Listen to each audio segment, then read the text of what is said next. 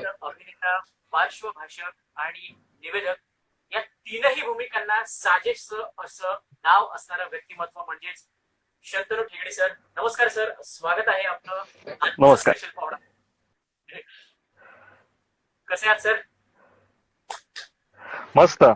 तुम्ही सांगा कसे आहात? मी पण मस्त. रसिक प्रेक्षक सुद्धा मस्त. क्या बात वी आहे. आर क्युरियस सर की तुमचा हा सगळा प्रवास, ती जर्नी कशी काय सुरू झाली, तुमचे अचिव्हमेंट्स, तुमचे अपकमिंग प्रोजेक्ट्स अँड ऑल आम्ही जाणण्यासाठी खूप उत्सुक आहोत. सो सुरू काय सर? येस सर, बिलकुल बिलकुल, नक्कीच. Sure. सो सर, सगळ्यात पहिला प्रश्न माझा तुमच्याकडे आहे. सर, या सगळ्या तुमच्या जर्नीची सुरुवात कशी काय झाली? जर्नीची सुरुवात लहानपणापासूनच झाली. म्हणजे घरी लहानपणापासूनच वाचन, साहित्य आणि जुनी गाणी अशा टाईपचं वातावरण होतं. कारण माझे वडील सुद्धा माझे वडील तसे इंजिनियरच आहेत, सारखे. मी इंजिनिअरिंग केलेलं आहे एज्युकेशन म्हणून, पण त्यांना सुद्धा ते सुद्धा आजपर्यंत ऍज अ हॉबी नाटकांमध्ये कामं करतात, मराठी संस्कृत नाटकांमध्ये कामं करतात.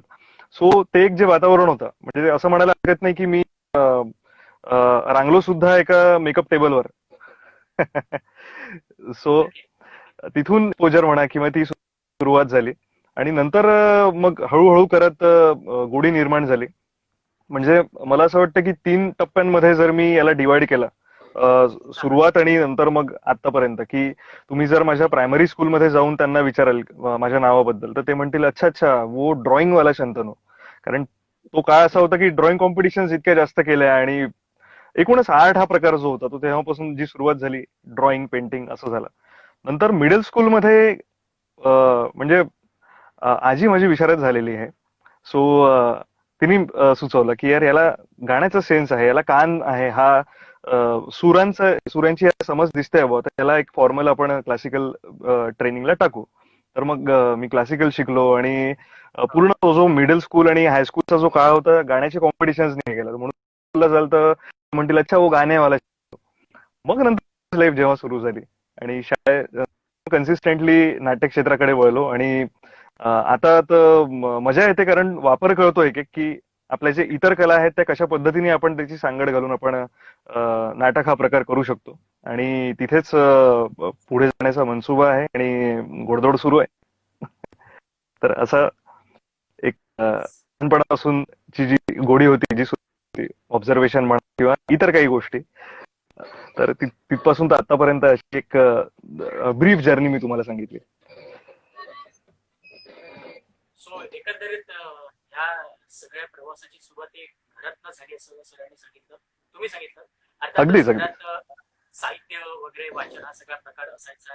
आई आजी तुमच्या संगीत विशारद, तुम्ही सुद्धा गाणं शिकत आहात, त्याकडे पण मी नंतर येणार. मग एकंदरीत ह्या सगळ्या हो, गोष्टी आणि त्याचं एक घरातनं मिळणारं एक प्रोत्साहन, या सगळ्या गोष्टींचा खूप तसा मोठा फरक पडतो सर, बरोबर? नक्कीच नक्कीच नक्कीच, अगदी नक्कीच. कारण एक आपल्या घरच्यांसाठी, कारण जेव्हा आपण आपलं तर काम करत असतो थोडा आवाज बाहेरची. अच्छा, ओके ओके.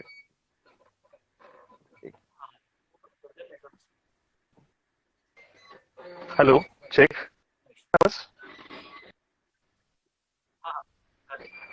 मला वाटतं थोडं डार्क होतंय, कारण स्टुडिओचा जो अँबियन्स आहे तो जरा थोडा तसा लाइटिंग. आवाज येतोय माझा? आवाज येतोय पण एकदम पूर्ण अंतर आहे. ओके ओके, एकच मिनिट.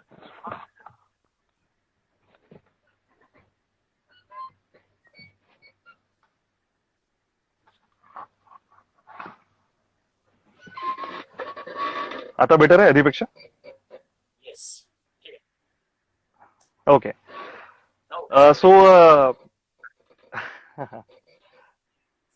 येस. तर आपण म्हणत होतो की घरच्यांचा सपोर्ट जो आहे किंवा घरचे ज्या पद्धतीने करतात, ती मला असं वाटतं ती खूप एक मोठी ताकद असते कुठल्याही व्यक्तीसाठी, फक्त कलाकारच नाही. ज्याला आपल्या आवडत्या क्षेत्रात काही करायचं आहे आणि ज्याला एक जे व्हॅलिडेशन आपण म्हणतो की आपल्या लोकांकडून जेव्हा आपल्याला व्हॅलिडेशन मिळतं, ते सुख काहीतरी दुसरंच असतं. ते एका पद्धतीची फोर्स किंवा एक पॉझिटिव्ह एनर्जी, ताकद देऊन जातं. कारण माझ्या मते आपण फक्त आन्सरेबल आहोत आपल्या फॅमिलीला.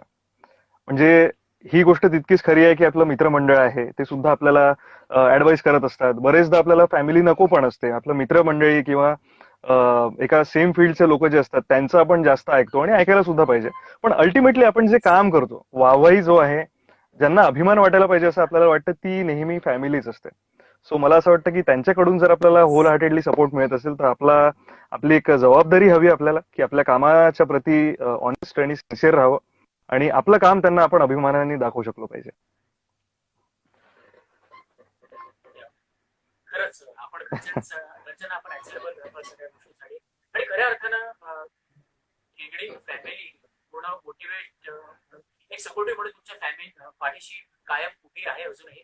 आणि त्याचंच एक हे असं मूर्तिमंत उदाहरण म्हणजे आज या क्षेत्रातील तीनही सेक्टरमध्ये म्हणजे अभिनेता, पार्श्वभाषक आणि निवेदक या भूमिकेत आम्हाला शंतनू सर कायमच एकदम असं भरभरून दिसत आहे.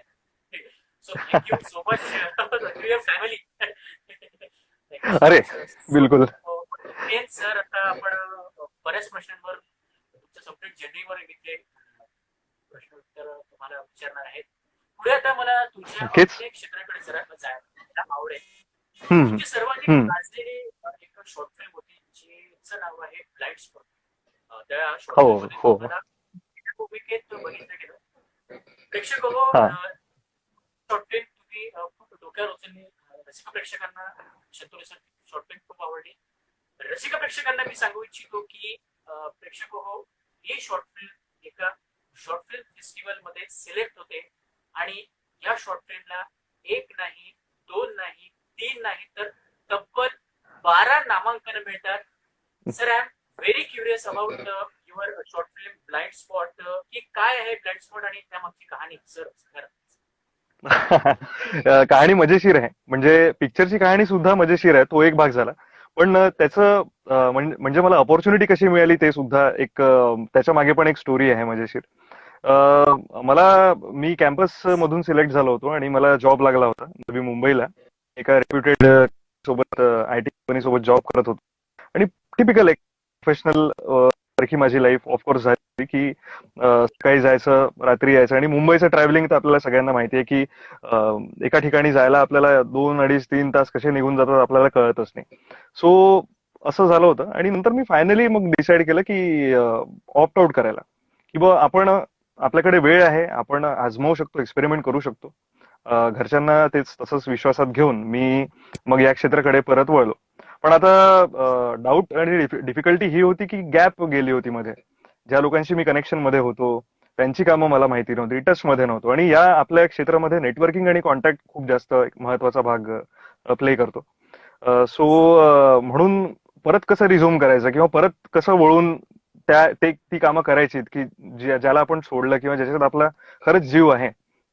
तर मला लकीली माझ्या मैत्रिणीचा फोन आला, श्वेता बढे जिचं नाव आहे, तिचा फोन आला, जी त्या फिल्म मध्ये को ऍक्ट्रेस म्हणून आहे माझ्यासोबत आणि तिची पण मुख्य भूमिका आहे त्या फिल्म मध्ये.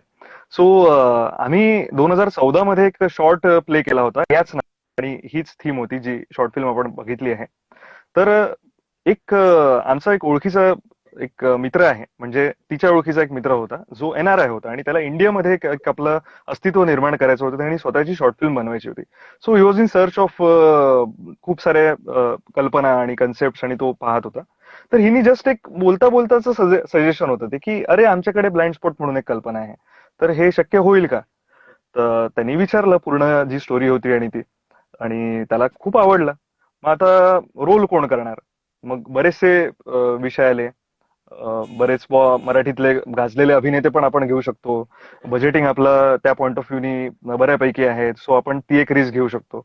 पण नंतर फायनली असा एक विषय निघाला की बुवा आपल्याला फेस्टिवलला जर ही फिल्म टाकायची आहे, म्हणजे हा एक भाग पडतो की नोन फेसेस आपण जेव्हा घेतो, किंवा अर्थातच नोन फेसेस म्हणजे चांगले अभिनेतेच आहेत ते, पण ते हे जेव्हा घेतो तेव्हा आपण रिलीजच्या दृष्टीने विचार करतो की बा लोकांना मासेस पर्यंत जेव्हा आपलं पोचायचं असेल तेव्हा त्यांचा जास्त चांगल्या पद्धतीने आपण एका प्रोड्युसरच्या दृष्टीने यूज होतो.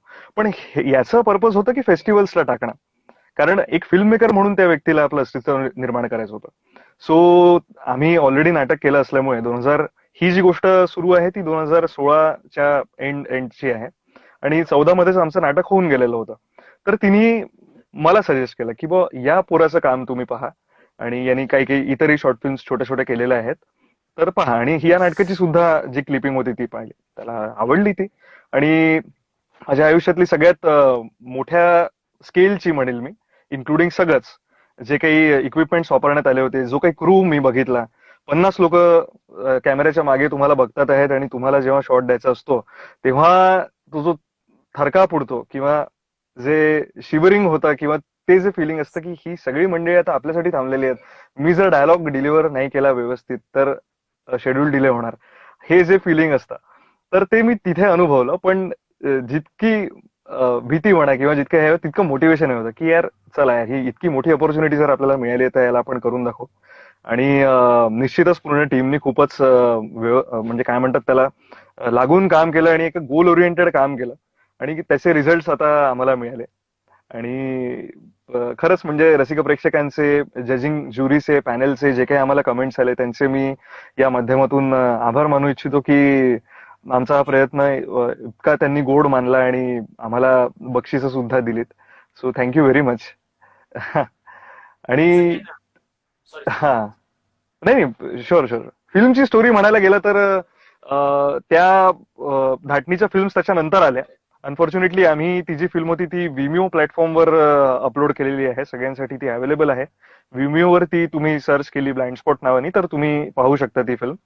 सो ती आधी हे झालेली होती, पण त्या धाटणीच्या फिल्म्स नंतर आल्या, म्हणजे एक फीचर फिल्म सुद्धा आली.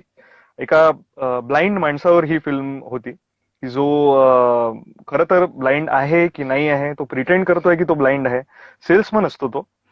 आणि त्याला आपले सेल्स वाढवायला तो म्हणजे ऍक्च्युली ब्लाइंड आहे की नाही हे पाहणं जास्त इंटरेस्टिंग आहे त्या फिल्ममध्ये आणि त्याचं पुढे काय होतं. तर अशा पद्धतीने एक अप्रोच आहे त्या फिल्मचा. नक्की नक्की ही शॉर्ट फिल्म आपल्या रसिक प्रेक्षकांसाठी खूप फेमस बनत चालली आहे. अर्थातच हा कार्यक्रम संपल्यानंतर ते ऍपवर ब्लॅक स्पॉट सर्च नक्कीच करते.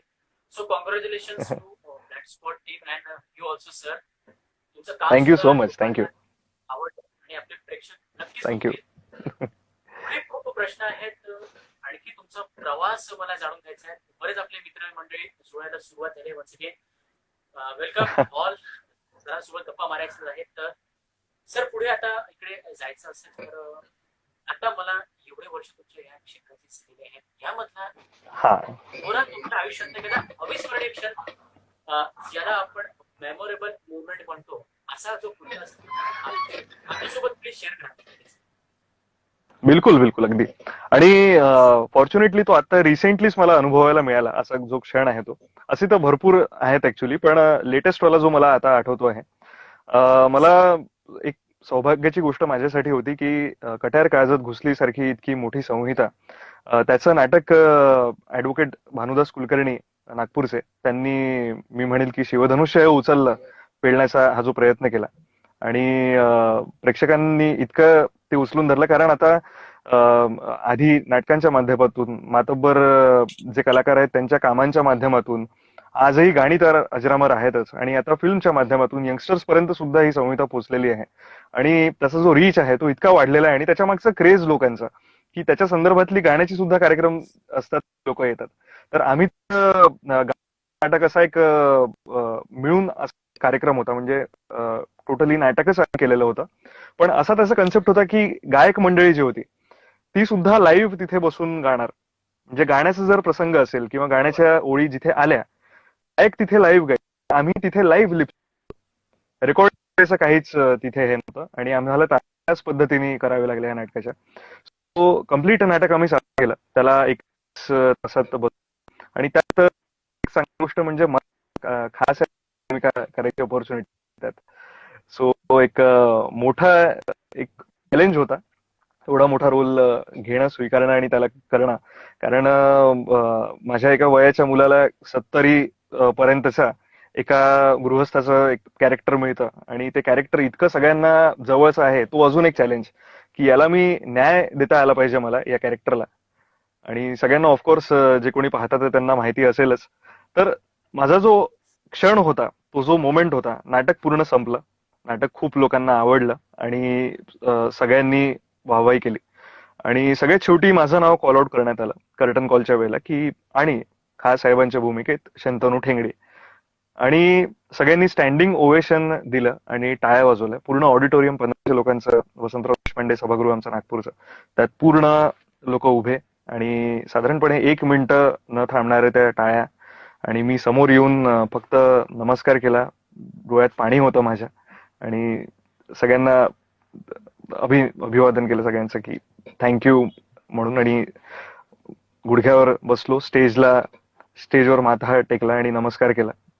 रंगभूमीला चे धन्यवाद मानले, की माझ्यासोबत त्या दिवशी खूपच चांगल्या पद्धतीने म्हणजे मला रंगभूमीची साथ मिळाली. आणि खूप तो क्षण म्हणजे असा अविस्मरणीय होता. आणि अजून एक गोष्ट म्हणजे लोकांनी जी गर्दी केलेली होती आणि बरेचसे आजूबाजूला लोक होते आणि माझे वडील तिथे आले होते आणि त्यांनी तिथे विचारलं, आमचे दिग्दर्शक जे होते, की मला माझ्या पोरापर्यंत प्लीज पोहोचवता का.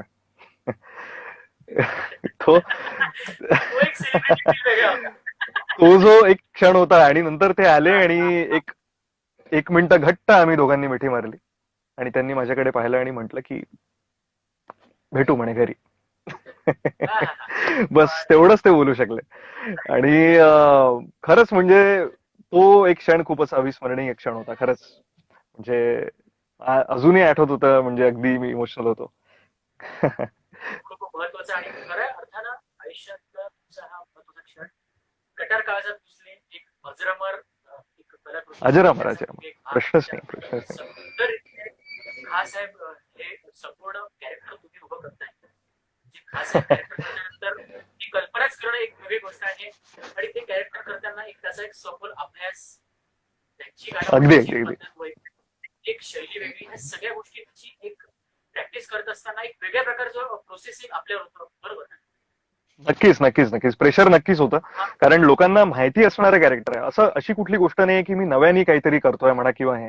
तर लोक एक स्वतःचं एक्सपेक्टेशन घेऊन येतात कॅरेक्टर बघताना, की आम्हाला असं अशा पद्धतीचं कॅरेक्टर हवंय. कारण इतकी मातब्बर मंडळी, म्हणजे गुरु मंडळी जे आहेत, पंडित वसंतराव देशपांडेंचं नाव, सचिन पिळगावकरांचं नाव, म्हणजे लिमय सरांचं नाव, जे युट्यूबवर आपल्याला अवेलेबल आहे त्यांचं नाटक. इतकी इतकी जी मंडळी आहे, इतकी जी लोक आहेत.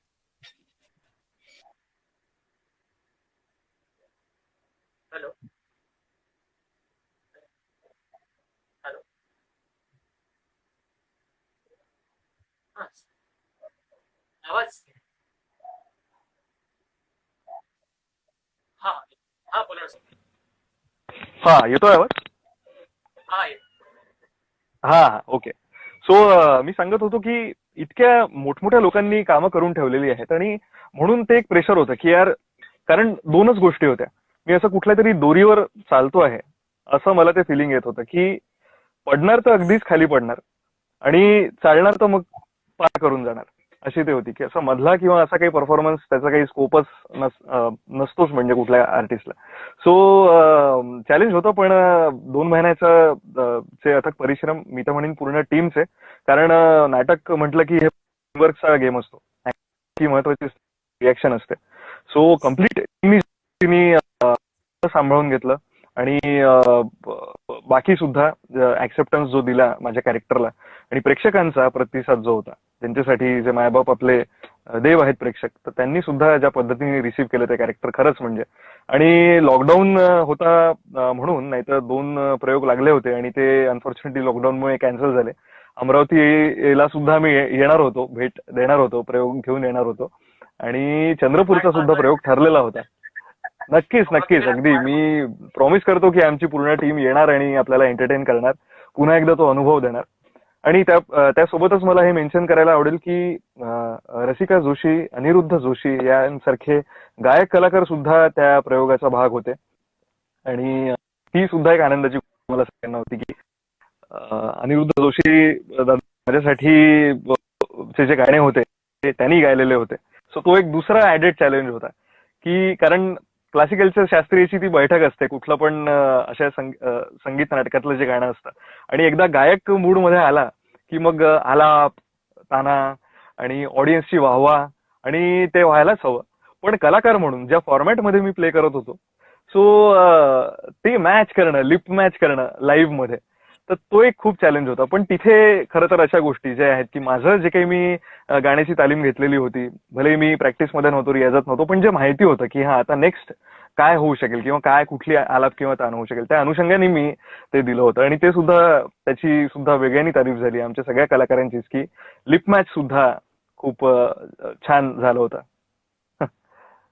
खूप अद्भुत असा हा क्षण पत्रकाराचा आणि पुढच्या या सगळ्या प्रयोगासाठी खूप शुभेच्छा. आणि अमरावती थँक्यू थँक्यू. सुद्धा मी आणि अमरावतीकर सुद्धा वेटिंगवर आहोत आम्ही गटर काळजात पुसते. आणि विशेष म्हणजे बिलकुल बिलकुल, नक्कीच. पुढे आता मला जायचं आहे सर, बरेच प्रश्न आपल्याला. नक्कीच नक्कीच. पुढे आज बघा सर, आपण विदर्भाकडे गेलो होतो आणि हा. ओव्हरऑल संपूर्ण भारतभरातनं फ्रेशर्स मंडळी असतात, यंगस्टर्स असतात, हा नवीन कलावंत ज्यांना म्हणतो, हौशी कलावंत, यांना सुद्धा या क्षेत्रात हा, असं वाटतं आपलं नाव कमावं नक्कीच असं नक्कीच. वाटतं. मग ते कुठेतरी जाऊन मुंबई गाठणार, पुण्याला गाठणार, ऑडिशन्सचा सफर चालू होणार वगैरे वगैरे and all. मग कुठेतरी या सगळ्या गोष्टी करत असताना पेशन्स नावाची गोष्ट त्यांच्यात अपयश आणि सक्सेस हम्म. हे त्यांना फास्ट फूड सारखं सटपट फटफट लागणं, कुठेतरी मग मग यश न मिळणं आणि मग ते इमोशन बसणं वगैरे, कुठेतरी मग स्वतःला हम्म. संपवणं. हम्म. ह्या सगळ्या गोष्टींकडे एक युवा अभिनेता म्हणून तुम्ही कसं बघता, आणि ह्या सगळ्या गोष्टींमध्ये भरडल्या जाणारा आजचा हा युवा कलावंत फ्रेशर्स यांना युवा कलावंत म्हणून तुम्ही काय मार्गदर्शन कराल? शंतनू सर. क्या बात आहे. खूप छान प्रश्न आहे. आणि ज्या पद्धतीने तुम्ही विचारलात हा, खरंच म्हणजे आजकाल जे आपण बघतो न्यूज मध्ये आणि मीडियामध्ये की खूप अनफॉर्च्युनेट अशी न्यूज येते आहे आणि खूप टेन्शन आणि थोडी अँझायटीची गोष्ट आहे की अशा न्यूज वगैरे अशा पद्धतीची येते आहे. पण बेसिकली काय आहे की आधी म्हणजे मला असं वाटतं की जे अगदी फ्रेशर आहेत, ज्यांना काहीच माहित नाही आहे या फील्ड बद्दल, त्यांना मी सांगू इच्छितो की त्यांना पहिली गोष्ट ही माहिती पाहिजे की ही एक प्रोसेस आहे. म्हणजे बरीचशी मंडळी मी अशी बघतो की डिरेक्टली येऊन ऑडिशन्सच अप्लाय करतात आणि मग समजा तुमचं सिलेक्शन झालं नाही तर मग येतं नैराश्य, मग डिप्रेशन येतं. पण आपण समजा आपल्या मेनस्ट्रीम करिअर शी त्याला अटॅच करून बघितलं किंवा मेनस्ट्रीम करिअर सोबत त्याला कम्पेअर करून बघितलं. आपण कुठलाही कोर्स करतो, समजा आपण इंजिनियर आहात, आपण LLB झालेला आहात, आपण कुठल्याही कॉमर्स फील्डमध्ये आहात, तर पर्टिक्युलर आपण त्याला 3-4 वर्ष देतो, तो कोर्स एक कम्प्लीट करतो, डिग्री घेतो, त्याच्यानंतर आपण जॉबसाठी अप्लाय करतो आणि मग आपण एक्सपेक्ट करतो की ही कंपनी घेईल, ती कंपनी घेईल. त्याच्यानंतर सुद्धा तो स्ट्रगल असतोच की कॅम्पस सिलेक्शन असतात, ऑफ कॅम्पस असतात. तर सिमिलर एक अप्रोच आपल्या आर्ट फील्ड की एक स्पेसिफाईड वर्ष आयदर तुम्ही कुठल्याही पद्धतीने जर एक्सपिरियन्स घेतला की वर्कशॉप्स करा, कुठल्या थिएटर ग्रुपला जॉईन व्हा आणि नंतर त्याच्यासोबत आपण बरेच प्रोडक्शन करा, एक्सपिरियन्स घ्या आणि त्यानंतर तुम्ही केपेबल व्हा स्वतः. म्हणजे ते एका पद्धतीने डिग्री घ्या असंच मी तुम्हाला सांगतोय. त्यानंतर तुम्ही जर ऑडिशनला अप्लाय केलं तर तो एक कॉन्फिडन्स वेगळा राहतो, सेल्फ बिलीफ ज्याला आपण म्हणतो की तो सेल्फ बिलीफ वेगळा राहतो की चलो यार यहाँ पे नाही हुआ ना, इथे नसेल कदाचित माझी रिक्वायरमेंट, मला कुठेतरी दुसरीकडे रिक्वायरमेंट असेल. म्हणजे हे जे फिअर, डिप्रेशन, ज्या गोष्टी आपण म्हणतो त्या तेव्हाच येतात जेव्हा आपला सेल्फ बिलीफ किंवा सेल्फ कॉन्फिडन्स कमी होतो आणि त्याच्यानंतर सेल्फ रिस्पेक्ट कमी होतो किंवा आपल्याला कामं मिळत नाहीत, आपण काय करावं त्याच्यानंतर. आणि त्याच्यानंतर एक अभ्यासू वृत्ती पाहिजे. जर तुम्हाला खरंच त्या गोष्टीमध्ये इंटरेस्ट आहे तर त्याच्यासोबत कुठल्या कुठल्या गोष्टी येतात ते जाणून घेण्याची तुमची हे पाहिजे. आता जसा लॉकडाऊनचा काळ आहे, प्रत्येक कलाकार सफर होतो आहे, तो किती मोठा असो किती लहान असो, प्रत्येक कलाकार सफर होतोय. कारण स्टेज शोज नाही सगळ्यात पहिली गोष्ट, ऑडियन्स इंटरॅक्शनच नाही, तुम्ही स्टेजवर जाऊन परफॉर्मन्स करू शकत नाही. बरं, तुम्ही लाईव्ह पद्धतीने जसं आज आपण गप्पा मारतोय त्या पद्धतीने येऊ शकता, पण तरी बरीचशी मंडळी आहे की ज्यांना जे कॅमेरा समोर कम्फर्टेबल असतात, प्रॉपर शॉर्ट फिल्म करताना किंवा स्टेजवर कम्फर्टेबल असतात, सो त्या मंडळींचं असं झालं की अरे आम्ही आता काम काय करावं. सो त्याही पद्धतीचे जे कलाकार आहेत त्यांना मी सांगू इच्छितो की यासोबत बऱ्याच फील्ड येतात. जसं आता आपण व्हॉइसिंगकडे वळूच, पण मी थोडंसं एक इंट्रो देऊ इच्छितो की व्हॉइसिंग सुद्धा एका प्रकारची ऍक्टिंग आहे. सो वॉट की तुम्ही जर शॉर्ट फिल्म करू नाही शकलात, सो वॉट जर तुम्ही स्टेजवर येऊ नाही शकलात, पण तुम्हाला जर खरोखरच ते पॅशन आहे तर तुम्ही कंटिन्युअसली काम करू शकता ना. फक्त जे काम तुम्ही स्टेजवर करता किंवा कॅमेरा समोर करता ते तुम्हाला माईकच्या मागे करायचंय, दॅट्स इट. वाचिक अभिनय सुद्धा अभिनयच आहे. सो या पद्धतीने जर तुमची अभ्यासू वृत्ती असली तर तुम्ही सगळ्यात पहिले सर्वप्रथम आउट ऑफ जॉब नाही जाणार, तुमचं काम चालू राहील, तुमचा माइंड बिझी राहील, ऑक्युपाईड राहील. रायटिंग आहे फॉर एक्झाम्पल, रायटिंग तर पूर्ण पॅसिव्ह ऍक्टिव्हिटी आहे, तुम्हाला कोणासमोर काही करायची गरज नाहीये. तुम्ही रायटिंग करू शकता, नवं मटेरियल करू शकता. आजकाल मोबाईल सगळ्यांच्या आपल्या हातात आहे, तुम्ही सेल्फी व्हिडिओ शूट करून अपलोड करू शकता. सो एंडलेस लिमिटेशन, आपण आपल्या माइंडमध्ये जे काही लिमिटेशन्स घेऊन फिरतो ना की माझं कसं होईल काय होईल, तर तो सगळ्यात मोठा शत्रू आहे असं माझं म्हणणं आहे. कामं अजूनही सुरू आहेत, आपण अजूनही कामं शोधून कामं करू शकतो. सो नव्या कलाकारांना माझं हेच म्हणणं आहे की मोटिवेटेड राहा, डिप्रेस होऊ नका. आजचा दिवस जर तुमचा नसेल तर उद्याचा दिवस आहे. मी सुद्धा माझ्या कारकिर्दीमध्ये जेवढं काही मी 5% काम केलं असे नाही, त्यात रियालिटी शोज मध्ये मला सुद्धा एलिमिनेशन्स, ऑडिशन मध्ये रिजेक्शन, या सगळ्या गोष्टींना सामोरं जावं लागलेलं आहे. So it's a part and parcel of life. आणि जर तुम्ही रिजेक्ट होताय, खूप चांगली गोष्ट आहे, ती तुम्हाला हंबल बनवते.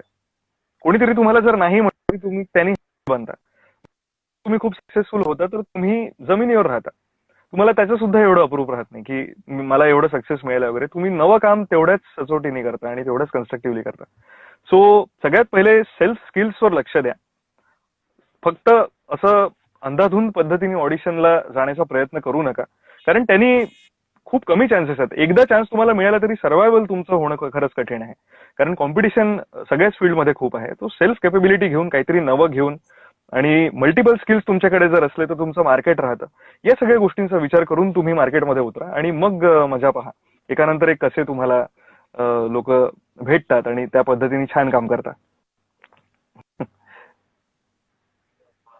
सो एकंदरीत युवा लोकांना सरांचा हाच एक मार्गदर्शन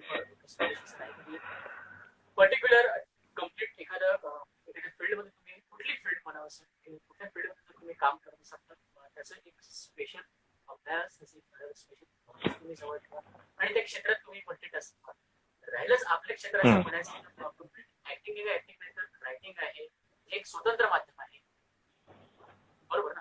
एक्झॅक्टली, तुम्ही गाडी देऊ शकता, अगदी अगदी करू शकता. डिरेक्शन मध्ये लोक तिथे लागतात, तज्ञ मंडळी, तंत्रज्ञ मंडळी आपल्या या सगळ्या फील्डला लागत असतात. आणि त्यातल्या त्यात एक्झॅक्टली सिनेमा आहे, नाटक आहे, वेब सिरीज सारखे वेगळं web series, OTT platforms. Exactly exactly नक्कीच. कुठेतरी एडिट करतो तर लोकांच्या घरात काय पर्सनली आपण लोकांच्या मोबाईल पर्यंत येऊन पोहोचलो, इतकं आपण कनेक्टेड झालं लोकांशी. Exactly exactly. डिमोटिवेट होण्याची काही गरज नाहीये. थँक्यू सो मच सर, या सर्व मदत कलाकारांना मार्गदर्शन केल्याबद्दल. पुढे आता ह्यालाच अनुसरून माझा पुढचा प्रश्न आहे. मी तुमचा इंस्टाग्राम अकाउंट सुद्धा सगळ्या गोष्टी बघितल्या, कम्प्लीट नक्कीच मी पाहिलं ते. मी कम्प्लीट अभ्यास केला. तुम्ही कार्यशाळांचं सुद्धा आयोजन करत असं बऱ्याच कार्यशाळा हो. पुणे, नागपूर या विभागामध्ये सातत्याने सुरू असतात. कसं असतं या कार्यशाळांचं स्वरूप आणि नेमक्या कुठल्या गोष्टी प्रामुख्याने शिकवल्या? हा, तर खूप चांगला प्रश्न आहे आणि बरेचदा मला स्टुडंट्स इन्क्वायरी करतात, विचारतात. तर मी या माध्यमातून खरं तर खूप चांगली मला ऑपॉर्च्युनिटी तुम्ही दिली की बुवा सगळ्यांशी एकत्रितपणे या वर्कशॉप बद्दल मी बोलू शकतो. ऍक्च्युली कसं आहे की ऍक्टिंग म्हणा किंवा कुठल्याही त्या अनुषंगाचे जे फील्ड आहेत त्याची ABCD शिकवणे हे मी म्हणतो. कारण एक कलाकार म्हणून मला असं वाटतं की मी अगदी जे फ्रेशर मुलं आहेत की ज्यांना काहीच कल्पना नाही, ज्यांच्याबद्दल आत्ताच आपण बोललो, तर त्यांना मी अगदी बेस्ट पद्धतीने मार्गदर्शन करू शकतो. कारण कुठलाही कलाकार ऑफकोर्स आजीवन विद्यार्थीच असतो आणि त्यांनी तसं असावं. आणि याच मताचा मी स्वतःसाठी पण आहे की मी स्वतःच खूप साऱ्या फील्डच्या बाबतीत गोष्टी शिकतो आहे, अजून अप्लाय करायचा प्रयत्न करतो आहे. पण येस, मी स्वतःला जिथे पाहतो तिथे मला असं वाटतं की मी बेस्ट पद्धतीने नव्या पोरांना चांगलं मार्गदर्शन देऊ शकतो. तर माझे जे कोणी स्टुडंट्स असतात ते मोस्टली फ्रेशर्स असतात आणि साधारणपणे 3 वर्ष मी फॉर्मली एका इन्स्टिट्यूट सोबत अटॅच होऊन सुद्धा सिलेबस वाईज सुद्धा शिकवलेलं आहे आणि मी स्वतःचे पण सेपरेटली वर्कशॉप्स घेतो, ज्यात साधारणपणे ऍक्टिंगचे 4 प्रकार, नवरसांबद्दल सखोल अभ्यास म्हणजे विथ डेमॉन्स्ट्रेशन. कारण जेव्हा तुम्ही प्रॅक्टिसिंग ऍक्टर असता, जेव्हा तुम्ही स्वतः काम करत असता, तेव्हा खूप इझी होतं समोरच्याला सांगणं की ही अशी आहेत, आपण थेरॉटिकली शिकवतो आणि त्यानंतर एक प्रात्यक्षिक करून दाखवतो, प्रॅक्टिकल करून दाखवतो की बा हा ही गोष्ट आता मी तुला सांगितली, आता अशी याला अशी अशी अप्लाय करायची, आणि त्या अनुषंगाने तो त्या गोष्टी कुठे कुठे वापरू शकतो. म्हणजे असं एक उदाहरण द्यायचं झालं तर मी तुम्हाला रेसिपी सांगितली, रेसिपी बद्दलची पूर्ण माहिती दिली, त्याची चव कशी लागते ती सांगितली, तिखट आहे गोड आहे कशा पद्धतीने लागली ती सांगितली, आणि नंतर मी तुम्हाला इन्ग्रेडियंट्स बद्दल थेअरी सांगितली की या सगळ्या गोष्टींनी मिळून हा तुम्ही पदार्थ बनवू शकता. आणि फायनली मग जेव्हा स्टुडंटला सगळं माहिती होतं, त्याची थेअरी तेव्हा करणं जास्त इम्पॉर्टंट, आपलं सगळं काम प्रॅक्टिकल आहे. सो मी त्याला त्याच्या समोर ती गोष्ट बनवून दाखवतो. आता त्यांनी त्याच्या हाताने ती डिश बनवली तर ती त्याच्या पद्धतीची डिश बनेल, थोडं मीठ कमी राहील, थोडं तिखट जास्त पडेल, पण अल्टिमेटली तो ती डिश बनवतो, म्हणजे त्याचा परफॉर्मन्स तो करतो, या कॅलिबरचा या कॅपेबिलिटीचा तो होतो, असं माझं म्हणणं आहे. या वर्कशॉपमध्ये पूर्ण सगळं सांगितल्यानंतर एक प्रॅक्टिकल आम्ही त्यांचं घेतो. मी एका मित्रासोबत अटॅच झालो होतो आणि त्याच्या एक काय म्हणू शकतो त्याला, एक इव्हेंट म्हणा किंवा एक सामूहिक त्या पद्धतीने ग्रुप इव्हेंट त्यांनी ऑर्गनाईज केलं होतं, ज्यात वेगवेगळ्या गोष्टी आहेत. तर दरवर्षी सातत्याने 3 वर्ष झाले मी वेगवेगळ्या बॅचेसचे, म्हणजे एक लेडीज ओनली बॅच होती, एक मुलांची स्पेशल बॅच होती लहान मुलांची, आणि नवोदित जे आहेत कॉलेजमधून जस्ट बाहेर निघालेले आहेत, जे इन सर्च आहेत की आम्ही कुठला डिप्लोमा करावा, तर त्यांना योग्य मार्गदर्शन मिळणं हा या वर्कशॉपचा मोटिव्ह आहे. आणि एक बेसिक म्हणजे हा वर्कशॉप केल्यानंतर एक व्यक्ती रॉ नाही राहत. कुठल्या ग्रुपला तो अटॅच झाला किंवा कॅमेरा समोर ऑडिशनला गेला तर त्याला माहिती नाहीच काहीच कल्पना नाही असं तर अजिबात होत नाही, त्याला बरोबर माहिती असतं. आता तो नंतर त्याच्या एक्सपिरियन्सचा भाग की त्यांनी किती काम केलं कोणासोबत, तर ऑफकोर्स तो एक फरक पडतोच.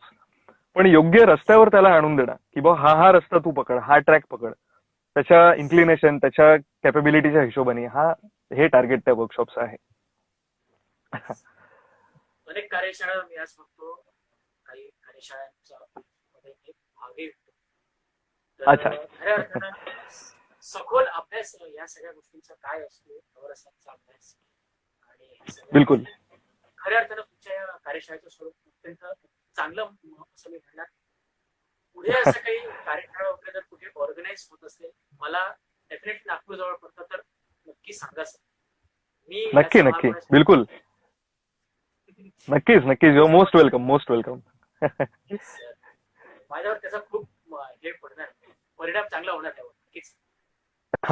बिलकुल मी पूर्ण प्रयत्न करेन. पुन्हा मी ऑन ट्रॅक मी तुम्हाला आणतो, तुमच्या प्रवासाबद्दल आपण बोलतोय सर. तुम्हाला मराठीच्या चला होऊ दे व्हायरल, त्याच्यानंतर स्टार प्रवाहावरील रियालिटी शो एक टप्पा आउटच्या माध्यमातून घराघरात तुम्हाला बघितल्या गेलेल्या आहेत.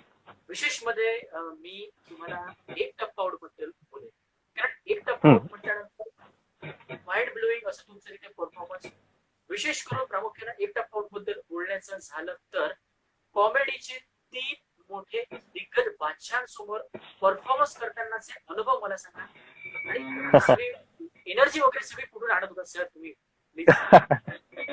खरं तर आम्ही सगळीच मंडळी 16 लोकांचे जर मी सांगितलं तर आम्ही सगळीच मंडळी एका पद्धतीने ऍक्टर्स चांगले असल्यामुळे आज जो ज्या पद्धतीचं प्रेशर असायचं किंवा जो फिअर असायचा किंवा नेक्स्ट काय आम्ही परफॉर्म करायचं, कारण इतकी दिग्गज मंडळी समोर जज म्हणून निर्मिती ताई झाल्या, भरत सर झाले आणि Johnny Lever sir, God of comedy आमच्या समोर बसलेले असताना आम्ही त्यांच्या समोर परफॉर्म करायचं, हाच एक सगळ्यात पहिले आनंद देणारी गोष्ट होती आणि नर्वस करणारी गोष्ट होती ऍक्च्युली, की आता हे कसं वर्कआउट होणार आहे आणि काय होणार. पण ऑफकोर्स जेवढे मोठे चॅलेंजेस असतात आणि तेवढंच आपल्याला उर्मी सुद्धा जास्त मिळते की यार आता लोहा गरम आहे तो मार दो थोडा, अशा टाईपचं ते एक हे असतं. सो नक्कीच म्हणजे अनुभव खूपच छान होता. खरं तर एनर्जी याच लोकांमुळे खूप जास्त अप असायची, कारण ज्या पद्धतीने आम्हाला मोटिवेशन मिळायचं ना, की निर्मितीताईंची आपली एक पद्धत होती पूर्ण एक एक गोष्टीचा अभ्यास करून, आणि त्यांना लक्षात इतक्या छान पद्धतीने राहतं. भले आमचं शूटिंग होतं ते एकेका आठवड्यानी व्हायचं, पण निर्मितीताई इतक्या छान पद्धतीने सांगायच्या एका आठवड्याला, आणि नेक्स्ट आठवड्याला त्यांचे आधीचे जे कमेंट्स दिलेले असायचे ते त्यांना अगदी व्यवस्थित लक्षात राहायचं, आणि हे प्रत्येक कंटेस्टंटच्या बाबतीत व्हायचं. तर ती एक गोष्ट मला खूप त्यांची आवडायची की ज्याचा जो ट्रॅक आहे, ज्याला ज्या पद्धतीने समजावून सांगितलेलं आहे ते फॉलोअप घेतल्यासारखं करायचं की लास्ट टाइम अरे शंतनू मी तुला हे सांगितलं होतं, तू हे केलं नाहीस, तू ते केलंस, ओके तू असं केलं नाहीस, अच्छा लास्ट टाइमचं तू ऐकलंस, हा मला आवडलं, ते छान केलंस. सो असं जे असतं ना ते खूप असं पर्सनल टच वाटतो की बुवा आपल्याकडे कोणाचं तरी लक्ष आहे, इतक्या मोठ्या व्यक्तीचं लक्ष आहे आणि खूप छान वाटायचं. आणि बरंच सरांचं सांगायला झालं तर खूप डाऊन टू अर्थ पर्सन आहेत आणि आपल्या टॅलेंटच्या बाबतीत घेऊन, आपल्या कामाच्या बाबतीत घेऊन खूपच सिन्सिअर व्यक्ती आहेत आणि त्यांची ती सिन्सिअरिटी प्रत्येक त्यांच्या वाक्यातून, त्यांच्या एन्करेजिंग वर्ड्स मधून आमच्यापर्यंत पोचत असतेच. आणि खूपच असं इझी गोईंग आहेत, म्हणजे अगदी येऊन मस्त मोटिवेट करतील, अरे काय रे टेन्शन घेऊ नका रे, आणि मस्त मस्त ते आणि छान पद्धतीने आम्हाला मोटिवेट करायचं. आणि त्याचसोबत जॉनी सरांबद्दल तर काय सांगावं, बाप रे बाप, म्हणजे तुफान खतरनाक माणूस म्हणजे. आणि खरंच म्हणजे ज्या पद्धतीची एनर्जी घेऊन ते चालतात, त्यांचं वय खरंच कळत नाही ते किती वर्षाचे आहेत. आणि इतक्या वर्षापासून ते इंडस्ट्रीमध्ये आहेत आणि हे आहेत, तरी प्रत्येकाला येऊन ते मोटिवेट करतात आणि प्रत्येकाशी पर्सनली येऊन बोलतात आणि सांगतात छोट्या छोट्या गोष्टी येऊन, म्हणजे ऑफ कॅमेरा येऊन, ऑफ स्पॉट जाऊन, बॅकस्टेजला आम्ही ज्या गप्पा गोष्टी करायचो येऊन सांगायचे ते, अरे यार तेरा वो है ना, तू वैसा कर यार, तू ऐसा कर, असं असं वगैरे करून त्यांच्या स्पेशल पद्धतीने. आणि आजही किस्से किंवा कहाण्या सांगताना ते असे उठून वगैरे असे एकदम उभे राहून त्या पद्धतीने सगळ्या गोष्टी ते सांगायचे की असा एक आला तो माणूस आला आणि मी त्यांना म्हणालो अरे काय झालं, आणि मग तो म्हणाला अरे, आणि फुल ऍक्टिंग वगैरे सकट पूर्ण. म्हणजे ते काहीच तो एलिमेंट नसायचा की इतक्या वर्षांचा त्यांना अनुभव आहे किंवा इतकी कारकीर्द आहे किंवा काही नाही. अगदी मित्रासारखे ते वागायचे आणि खूप त्यांनी ती एनर्जी अपायची. आणि आमच्या खरं तर एक टप्पा आउट मध्ये 16 लोकांचं जे बॉन्डिंग होतं, आणि असं कुठेच तो एलिमेंट नव्हता की हा याचं जास्त चांगलं होत आहे, त्याचं वाईट होत आहे, ओके ओके. ती एक कॉम्पिटिशनची स्ट्रॅटेजीचा भाग आहे तो, की आपण गप्पा गोष्टी करतोस की अच्छा याचं असं आहे तसं आहे. पण एकमेकांसोबत म्हणजे इतकं हेल्पिंग नेचर असायचं ना की कोणाला काही जमत नसेल किंवा स्क्रिप्टिंग मध्ये काही त्रास असेल किंवा कंटेंट मध्ये काही प्रॉब्लेम असेल, परफॉर्मन्स कोणाचा निघत नसेल, तर एकमेकांना खूप होल हार्टेडली मदत करणारी लोक होती. आणि आमची क्रिएटिव्ह टीम सगळ्यात जास्त त्यांना मी म्हणेन की सगळं रेग्युलेशन त्यांच्याकडे होतं की क्रिएटिव्ह कुठले कंटेंट्स बाहेर येऊ शकतात. आमचं कॅलिबर त्यांनी प्रत्येकाचं ओळखून त्या हिशोबाने त्यांनी कंटेंट्स डिझाईन करायचे. आम्हाला अनकम्फर्टेबल सुद्धा तेवढंच करायचे, कारण जर समजा आम्हाला एक गोष्टीवर महारत असेल, हे याचं होम पिच त्यांना कळलं, बरोबर दुसरी गोष्ट आम्हाला द्यायची, कारण आम्हाला एक पिन मारासारखी व्हायची ती की अच्छा हे तुला जमतं का, आता हे करून दाखव. आणि दुसऱ्याला ऑफकोर्स त्याची दुसरी गोष्ट मला दिलेली असायची, ती जर दुसऱ्याची चांगली असेल तर त्याला माझ्या होम पिचवर खेळायला लावायचं. सो एका लेवलवर सगळ्यांना आणून एक छान लेवलवर एक स्पर्धा गेली आणि आम्हाला खूप मजा आली. कारण अर्धी लोक क्लब होती जी युट्यूबवर खूप सक्रिय होती आणि त्या पद्धतीची कॉमेडी करायची. आणि आम्ही ठरलो ऍक्टर्स, की ज्यांना कॉमिक ऍक्टर्स तुम्ही म्हणाल किंवा कॉमेडीवर ज्यांचं चांगलं पद्धतीचं प्रभुत्व आहे किंवा ती करू शकतात, अशी मंडळी होती. सो तो एक डिफरन्स मला एक टप्पा आउट मधून सुद्धा कळला की बॉस, या दोन गोष्टी ज्या आहेत त्याच्यात एक फाईन लाईन आहे. एक तुम्ही स्टँडअप म्हणून एक वेगळी गोष्ट करता आणि जेव्हा कॉमिक ऍक्टिंग म्हणता तेव्हा गोष्ट वेगळी होते. सो एकंदरीत हा सगळा असा प्रवास येस, खूप असं टीम वर्क आम्हाला पाहायला मिळालं आणि प्रत्येक एपिसोड आम्ही एन्जॉय केला. स्पेशली आम्ही तुमचे परफॉर्मन्स सुद्धा आमच्याकडे सुद्धा प्रवीण प्रभाकर दादा अरे वा, सॉरी, फ्रेंडमेट्स होते, त्यांच्यासोबत तुमचं कोलॅबरेशन होतं. त्यांच्यासोबत जेव्हा अगदीच तुमचे किस्से नक्कीच ऐकायला मिळणार. एकंदरीत खूप गारी कोई भटके तो सावन उसे बुझाए, सावन जो अगन लगाए उसे कौन बुझाए, उसे कौन बुझाए. या पद्धतीने थोडंसं वाटतंय. पण मजा केव्हा सुरू झाली तुम्हाला सांगतो, की जेव्हा या गायकांकडून इन्स्पायर होऊन काही गायक मंडळी आली आपल्या इंडस्ट्रीत आणि गाऊ लागली, तेव्हा खरी मजा सुरू झाली. ओके. आणि ती सुद्धा गायक मंडळी सुपरस्टार गायक मंडळी होती. त्यांची सुद्धा गाणी आजही लोक ऐकतात आणि वाजवतात इकडे तिकडे. So for example Mohammed Aziz साहेब, हम्म. खुदा गवा पिक्चर तुम्ही अमितजींचा पाहिला असेल. ओ. सो गाणं रोमॅन्टिक, पण Yes. आपल्याला ते कळत नाही बरेचदा की रोमॅन्टिक गाणं आहे की कोणीतरी हप्ता वसुलीसाठी केलंय. हा, हा, हा. जसं ऐका, तुम्हीच ऐका मोहम्मद अझीज साहेबांच्या आवाजात अमितजी.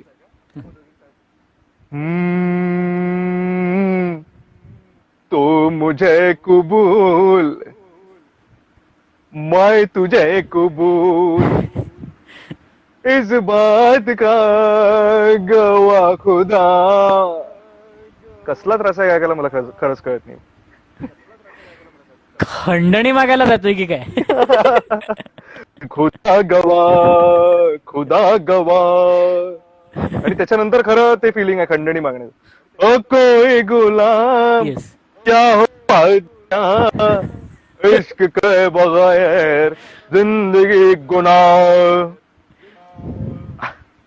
हिरोईन पळाली तुझी ती तिकडे. पळाली. तिची झाली सुट्टी. तिची सुट्टी झाली. त्याच्यानंतर हाच आवाज जर आपण थोडा बारीक केला तर आपल्याला मिळतात शब्बीर कुमार साहेब, कुली पिक्चर मध्ये अमितजींसाठी ज्यांनी गायला होता. ना तूने सिग्नल देखा ना मैंने सिग्नल देखा, ऍक्सिडेंट हो गया. खरं तर गाण्याचा ऍक्सिडेंट झाला की काय असं वाटतं. सो यांच्यानंतर भयंकर. हा, हा, हा. 90s मध्ये सगळ्यांना असं वाटलं की अरे किशोरदा रिटर्न्स, कुमार सानू आले होते इंडस्ट्रीमध्ये. पण त्यांनी आणखी एक गोष्ट आपल्याला पटवून दिली की गळ्याच्या व्यतिरिक्त आपण दुसऱ्या अवयवांनी पण गाऊ शकतो, जसं नाक. ते पहिले होते. हिमेशजींबद्दल बोलत नाहीये, कुमार सानू पहिले होते. जसं येस. कुठलंही गाणं सुरू करायच्या आधी त्यांचे जे डमी वर्ड्स असतात, जसे फॉर एक्झाम्पल हे हे हो हो ला ला ला ला ला झो झो झो झो. तो गाणं होईल तो शब्द असतो तो ऐकतच राहतो की आता कधी सुरू करतात बाबा. हे हो हो लाला लाला हेच चालू आहे. तो फायनली गाणं सुरू होतं. सांसों की जरूरत हो जैसे जिंदगी के लिए, बस एक सनम चाहिए आशिकी के लिए. सनम समोर उभा आहे काही कोणाला काही कळत नाही.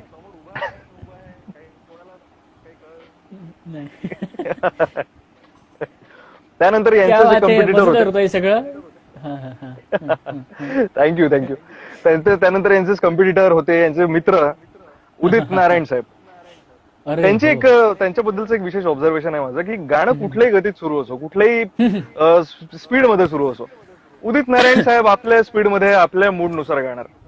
तसं प्रत्यक्षात तुम्हाला दाखवू शकतो, डेमो देऊ शकतो की लगान पिक्चर आपल्या सगळ्यांनीच आपण पाहिलेला आहात. त्यात घनन गाणं माहिती आपल्याला.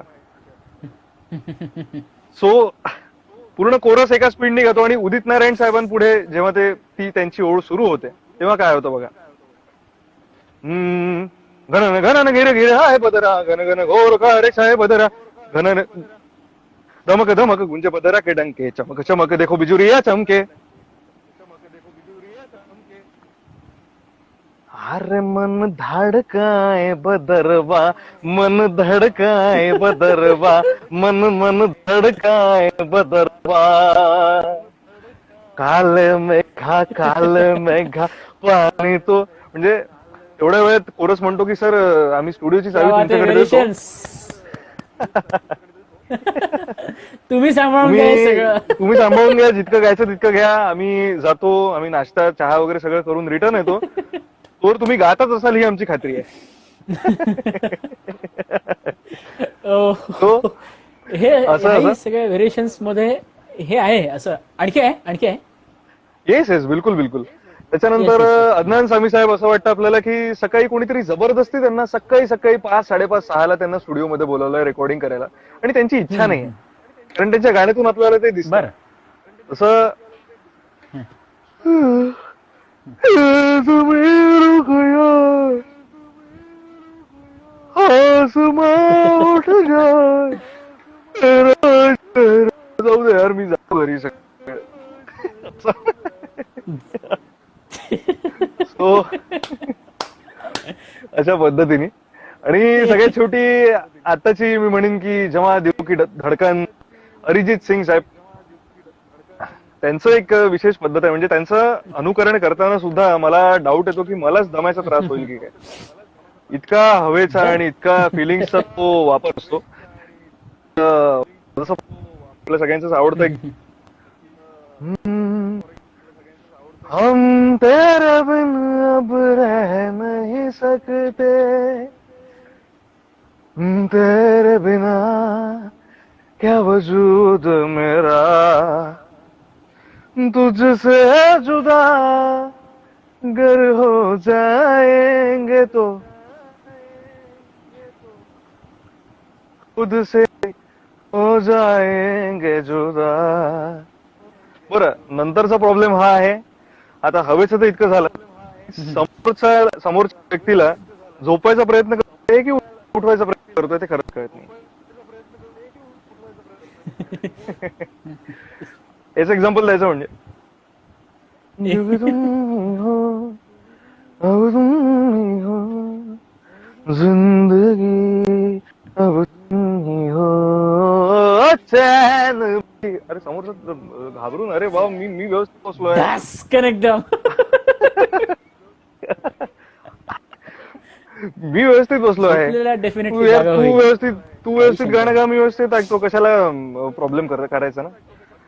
सो अशा पद्धतीने एक तो ऍक्ट होता. पण ऑफकोर्स हा जो ऍक्ट होता, हा सगळ्या जो गायक मंडळी आहे आपली, ह्या सगळ्यांना ट्रिब्यूट म्हणून मी नेहमी सादर करतो. कारण हे शक्य तेव्हाच होतं जेव्हा सगळ्यांच्या हृदयात आहेत सगळी गायक मंडळी. आणि एक छोटंसं ऑब्झर्वेशन आपलं, आणि जसं म्हणतो आपण की mimicry is the best form of यात फ्लॅटरी. सगळ्यात जास्त ऑब्झर्वेशन खूप जास्त हे काम करतो. नक्कीच. त्या अनुषंगाने खूप जास्त आणि मॅटर करते या गोष्टीमध्ये. नक्कीच नक्कीच. प्रत्येक गायक त्यांची एक वेगळी स्टाईल, त्यांची एक वेगळी शैली गाणं म्हणण्याची, एक म्हणजे कम्प्लीट ह्याची, आणि ते सगळं तुम्ही या सगळं अगदी उत्कृष्टरित्या आपल्या निश्चयासमोर या सगळ्या गोष्टींची मांडणी करी. खूप अभ्यास लागतो या सगळ्या गोष्टींना, आणि खूप प्रॅक्टिस सुद्धा करायला लागत असेल, बरोबर ना? येस हा बिलकुल सगळा बिलकुल, act अगदी नक्कीच, बसवण्यासाठी. निश्चितच, बिलकुल. कारण ऑब्झर्वेशन महत्वाचं आहे, कारण सगळ्यांच्या मनात आणि डोक्यात ही आवाज आहेत, आणि त्याला रेप्लिकेट करणं आणि त्याला त्याच पद्धतीने प्रेझेंट करणं, हाच कॅच आहे त्या कलेचा, मला असं वाटतं. येस, खूप मजेदार होतं हे सगळं. पुढे आता आणखी मला आता जो तुम्ही हा ऍक्ट केला, बऱ्याच अंशी हा आवाजाशी असा निगडीत होता. Yes, अगदी शंतनू नक्की. सर आणि आवाज हे खूप असं घट्ट नातं आहे असं मी इथे म्हणेल. कारण पुढे आता जिथे रसिक प्रेक्षकांना मी इथे सांगायला आवडेल की अभिनेता म्हणून शंतनू सरांकडे बघितलं जातं, त्याच्यानंतर निवेदक म्हणून सुद्धा बघितलं जातं, त्याच्यानंतर पार्श्वभाषक, अर्थातच खूप भारी वर्ड आहे हा मराठीमध्ये, आणि ज्यांना नसेल एकदम समजला किंवा कळल तर यांना आपण इंग्रजीमध्ये व्हॉइस आर्टिस्ट सुद्धा म्हणू शकतो. व्हॉइस आर्टिस्ट म्हटल्यानंतर कदाचित आत्ता ब्लिंक झालं असेल लोकांना. त्यालाच निगडीत आता पुढचा प्रश्न शंतनू सर आहे. येतोय माझा आवाज सर? हॅलो, येस, संपूर्ण हा मला येतोय. थोडं नाही, थोडंसं होतंय सर, पिक्चर ब्लर होतोय. करता येईल काही? Okay okay.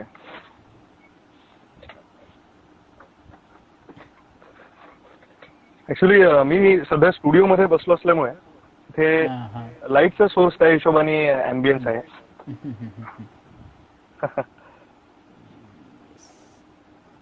येस, आता आय होप की व्यवस्थित असेल. हा हा, येतोय. ओके, माझा तो क्लिअर आवाज?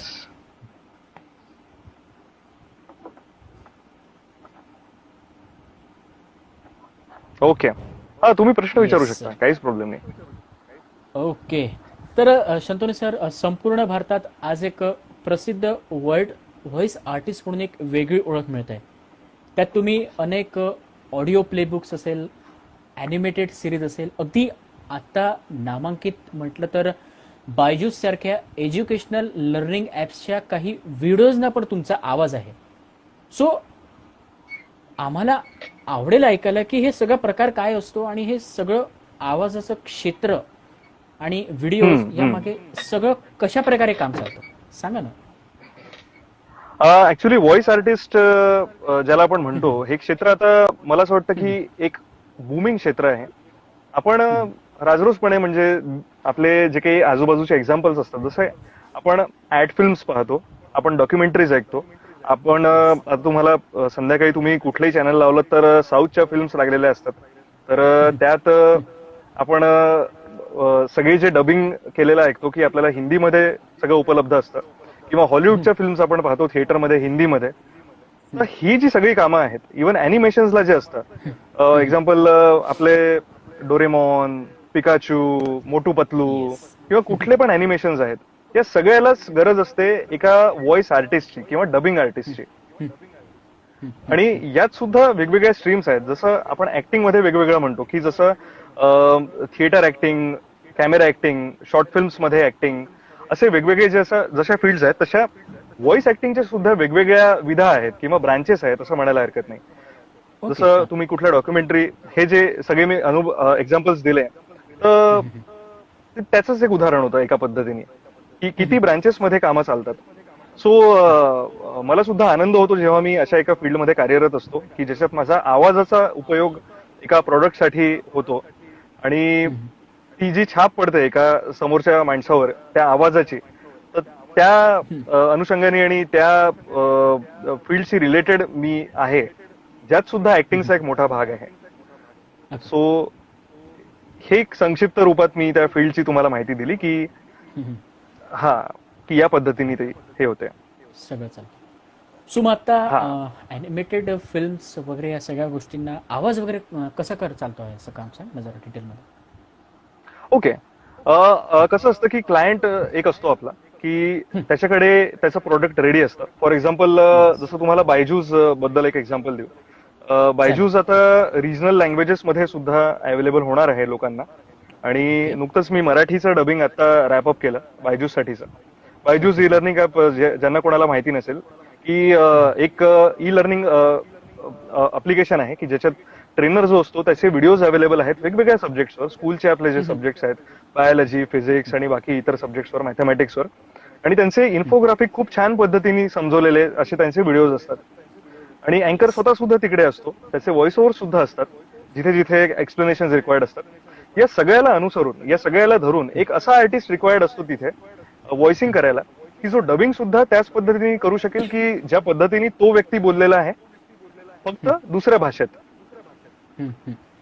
जी क्लायंटची रिक्वायरमेंट आहे. सो मी खूप फॉर्च्युनेट होतो की बायजूस साठी एका स्टुडिओमध्ये आम्ही रेकॉर्ड केलं. एक काम एका स्टुडिओला बायजूसचं मिळालेलं होतं, आणि मला व्हॉइस आर्टिस्ट म्हणून माझं सॅम्पल अप्रूव्ह झालं, आणि मी त्या कामासाठी साधारणपणे एक आताच्या डेटला 6 तासाचं कंटेंट माझ्या आवाजात बायजूस अवेलेबल आहे. आणि ते काम अजूनही सुरू आहे, आणि रिकरिंग बेसिसवर ते काम अजूनही येत असतं. तर एका कॅरेक्टरसाठी मी एक व्हॉइस दिलेला आहे, म्हणजे एका ट्रेनरसाठीचा व्हॉइस मी आहे. आणि खूप मजेशीर काम आहे, कारण आणि खूप स्किलचं काम आहे. कारण बरेच लोकांना मला असं सांगायला आवडेल की बऱ्याच जणांना वाटतं की, आणि मला सुद्धा लोक म्हणतात की अरे यार हम फ्री आहे, जरा थोडा व्हॉइसिंगचं काही असेल तर सांग ना बुवा. तर माझं असंच म्हणणं असतं की तुम्ही फ्री आहात म्हणून या करिअरकडे प्लीज पाहू नका, किंवा तुम्हाला वेळ आहे जास्तीचा म्हणून प्लीज इथे येऊ नका, कारण इथे सुद्धा कामं प्रोफेशनल ढंगाने स्किल्ड लोकांकडून केल्या जातं. तो मग साऊंड इंजिनियर असो की जो आमचे व्हॉइसेस घेतो आणि चांगल्या पद्धतीने त्याला एडिट करतो, अरेंज करतो आणि चांगलं साऊंड आम्हाला करवतो, असं म्हणायला हरकत नाही. मग टेक्निकल जी टीम असो, डबिंग डायरेक्टर सुद्धा एक असतो, बरेचदा साऊंड इंजिनियर डबिंग डायरेक्टरचं काम करतो की जो आम्हाला सुद्धा चांगल्या पद्धतीने सांगतो की ते कसं करायचं आहे, काय काय कॉन्टेक्स्ट आहे, कसा आवाज रिक्वायर्ड आहे. तो एक मीडिएटरचं काम करतो क्लायंट आणि आमच्यामध्ये. सो अशा पद्धतीने ते काम पूर्ण चालतं. सो अशा बऱ्याच गोष्टी लोकांना मला सांगायला आवडेल की या फील्डमध्ये यायच्या आधी थोडं जाणून घ्या की काय आहे आणि काय नाही. कारण फक्त इव्हन बऱ्याचशा वेळेला थिएटर ऍक्टर्स म्हणा किंवा कॅमेरा ऍक्टर्स सुद्धा या फील्डमध्ये यायला थोडासा हेजिटेट होतात किंवा त्यांना थोडंसं असं वाटतं की यार हे जमेल की नाही. आणि त्याचं कारण हेच आहे की त्यांना माहितीये की किती स्किल्स याच्यात रिक्वायर्ड आहे. कारण एक डबिंगचंच मी उदाहरण दिलं तर तो जो समोरचा व्यक्ती जो ट्रेनर आहे तो कुठल्या पिच मध्ये बोलतो आहे किंवा कुठल्या व्हॉल्यूम मध्ये बोलतो आहे हे जोवर मी रेप्लिकेट केलं नाही किंवा तो किती स्पीडनी बोलतो आहे तसं लिप मॅच कसं करायचं आहे ओके. ते जोपर्यंत मी करणार नाही तोवर ते वर्कआउट नाही होणार. फॉर एक्झाम्पल माझं एक वाक्य आहे की दिस इज कॉल्ड एज फोटोसिंथेसिस. हे एक सिंपल वाक्य आहे. सो याला आता मला मराठीत करायचं आहे. बरं मला आता ट्रान्सलेटेड स्क्रिप्ट आलेली आहे याला फोटोसिंथेसिस म्हणतात. ठीक आहे. आता कुठल्या अँगलनी तुम्हाला बघा दिस इज कॉल्ड एज फोटोसिंथेसिस या वाक्याची लेंथ याला म्हणतात फोटोसिंथेसिस किंवा याला फोटोसिंथेसिस म्हणतात. ते कुठेच वाक्याची लेंथ मॅच नाही होत. नाही. तर बरेचदा माझं काम काय आहे ते वाक्य तिथे म्हणणं आणि माझं काम झालं. पण बरेचदा चांगलं काम करण्यासाठी एक सुजाण आपण आहोत, आपण स्वतः एज्युकेटेड आहोत, आपल्याला ते काय कॉन्टेक्स्ट सुरू आहे तो माहिती आहे याचा सुद्धा एक्स्ट्रा एक वापर करून म्हणजे कुठल्याही कामात एक 100 पेक्षा जास्त पर्सेंटेज देऊन 150% काम करणं. त्याचं उदाहरण मी या डबिंगच्या माध्यमातून तुम्हाला देतो की दिस इज कॉल्ड एज फोटोसिंथेसिस या वाक्यामध्ये फोटोसिंथेसिस हा शब्द सगळ्यात शेवटी आलेला आहे. ट्रान्सलेटेड पर्सननी बरोबर ट्रान्सलेट केलं की याला फोटोसिंथेसिस म्हणतात. पण लिपमॅचच्या दृष्टीने फोटोसिंथेसिस जर शेवटी आलं तर किती मजा येईल. ओके. ठीक आहे. म्हणजे असं. आणि वाक्याची लेंथ मॅच होणं म्हणजे ओरिजिनल वाक्य दिस इज कॉल्ड एज फोटोसिंथेसिस आणि जर मी असं केलं तर आपण याला म्हणतो फोटोसिंथेसिस. अच्छा. एक्झॅक्ट मॅच होईल या वाक्यात. हा हा. सो हा तर या अनुषंगाने कम्प्लीट डबिंग चालतं. सो कम्प्लीट तो व्हिडिओ बघायला लागतो आणि काही अंशी त्या लिपसिंग मॅच करत आपल्याला Match करत कसा बघावं आवाज लागतं. काढण्यास- हा. आणि विशेष म्हणजे तुम्ही जे सांगितलं की मलाही हे क्षेत्र असं खूप माहिती नव्हतं की व्हॉइस आर्टिस्ट म्हटल्यानंतरही ह्या सगळ्या गोष्टी चॅलेंजेस असतात यामध्ये की सगळ्यात पहिले तर नक्कीच, आपल्याला नक्कीच. कम्प्लीट व्हिडिओ बघायला लागतो, त्याच्यानंतर त्यांचं लिपसिंग बघायला लागतं आणि ट्रान्सलेटरनी ती स्क्रिप्ट दिल्यानंतरही तो एक लकब आवाज काढण्याचं आणि ते कम्प्लीट ह्या सगळ्या गोष्टी करण्याचं काम जे आहे ते खऱ्या अर्थानं व्हॉइस आर्टिस्टचं असतं आणि ते तुम्ही करता. अर्थातच या सगळ्या गोष्टींसाठी क्लायंट आणि तुमच्यामध्ये एक मेडिएटर असतो की जे तुम्हाला सांगतात की कुठल्या प्रकारचा आवाजाचं एक वजन असावं, कुठल्या प्रकारच्या आवाजाची ती शैली असावी. पण अर्थातच ह्या सगळ्या Exactly. गोष्टींचं काम फायनलाइज करण्याचं तुमचं असतं आणि ते तुम्ही इतक्या वर्षापासून करत आहात. खूप चांगलं काम सुरू आहे सर. खूप म्हणजे हॅलो हॅलो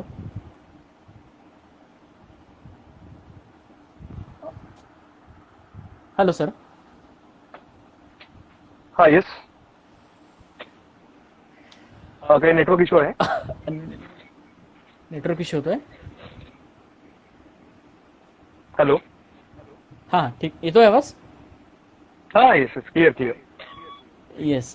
सो हल्लीच आता तुम्ही महाभारत पर्व ह्या ॲनिमेटेड सिरीजवर काम करता, त्याबद्दल जरा 2 Yes. शब्द सांगितले तर बरं होतील. कारण आता ती बऱ्याच नक्कीच. अंशी युट्यूबवर वगैरे सगळीकडे पाहायला जाते आहे आणि सोशल मीडियाच्या माध्यमातून सुद्धा तुम्ही आता त्याच्या पोस्ट टाकलेल्या आहेत. सो आम्ही क्युरियस असतो की काय करताय सध्या आता. बिलकुल बिलकुल. बेसिकली हे पाहून अनुभवण्याची एक गोष्ट आहे, एक्सपिरियन्स करण्याची गोष्ट आहे असं मला सांगायला आवडेल. पण याच्या मागे थॉट आहे. क्रेझॉन्स म्हणून एक अॅनिमेशन अँड मीडिया कंपनी आहे जे ऍड एजन्सी पण आहे. तर त्यांनी एक खूप चांगला एक इनिशिएटिव्ह उपक्रम केलेला आहे. इव्हन त्याच्या आधीची एक अॅनिमेटेड सिरीज आहे, महाभारताच्या आधी सुद्धा मी त्यांच्यासोबत काम केलेलं आहे. एक सिरीज आहे ग्लिम्सेस ऑफ इंडियन हिस्ट्री म्हणून, ज्यात मौर्य एम्पायर, सम्राट अशोक यांचं जे काही राज्य होतं आणि तो जो पिरियड होता त्याच्याबद्दल सखोल माहिती दिलेली आहे. कम्प्लीट जे अॅनिमेटेड आहे व्हिडिओज आहेत त्याच्यात इंग्लिश नॅरेटिव्ह मी दिलेलं आहे. प्लस जे कॅरेक्टर्स तुम्हाला त्यांचा आवाज येईल, प्रत्येक मेल कॅरेक्टर जेवढे आहेत सगळ्यांचा आवाज मीच दिलेला आहे.